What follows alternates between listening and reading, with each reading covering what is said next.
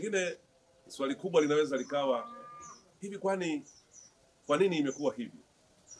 Na pengine wengi wanaweza wakawa wanajiuliza imetokea nini? Kweli hakuna kilichotokea.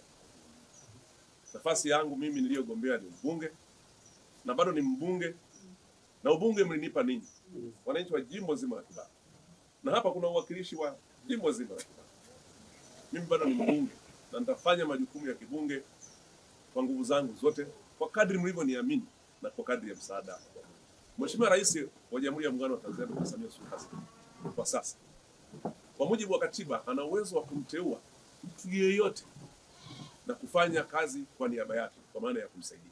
Sio nafasi za waziri tu, hata utumishi wa umma. Hawa watumishi wa umma wanafanya kazi kwa niaba ya rais, kwa sababu rais ndiye aliyechaguliwa na wananchi, na hivyo wananchi wameweka mamlaka yao kwenye kichwa cha mheshimiwa rais aliyopo. Na kwa sasa rais ni Dr. Samia Suluhu Hassan, anaweza akamteua mtu yoyote kumsaidia jukumu na akamuondoa mtu yoyote. Anaweza akaunda ofisi yoyote na kuifuta ofisi yoyote kwa mujibu wa katiba yetu. Kwa hiyo ule muda nilioteuliwa mimi kama mliyenichagua, nikahudumia na kumsaidia mheshimiwa rais, nikafanya kile nilichofanya, na akaamua kunitoa, yote mawili tushukuru. Kwa sababu huwezi kujua kwa nini unaanza kuwa na wazo hasi tu. Kama ananitoa anataka kunipa nafasi nyingine, wewe unajuaje?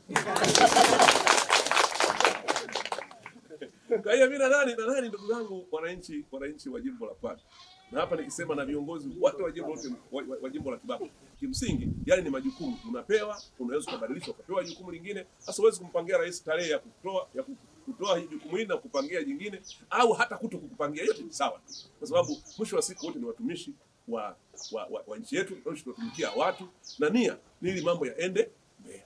Na kwa kweli nina kila sababu ya kumshukuru sana rais, kwa sababu ameniteua katika kipindi chake mara 4. Mkumbuke aliniteua nikawa waziri wa mambo ya ndani alipokuwa anachukua nchi baada ya hayati Magufuli. Lakini tukarudi akaniteua kuwa waziri wa katiba na sheria, lakini nimekuwa waziri wa sera, bunge na uratibu, lakini kawa waziri wa utumishi, lakini tena waziri wa mambo ya ndani. Kwa hiyo karibu mara 5 ananiteua, hakuwahi kuwa amemuuliza mtu, na niko tayari kuunga mkono jitihada zake zote anazozifanya katika kujenga maendeleo na ustawi wa nchi yetu, na kamwe sitakuwa msaliti.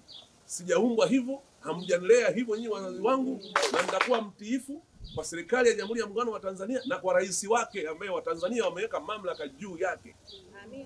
Na Mungu naye ameweka mamlaka juu yake. Lazima tutii mamlaka kuhakikisha kwamba kile ambacho kimepangwa katika malengo ya maendeleo ya nchi yetu basi kinafikiwa.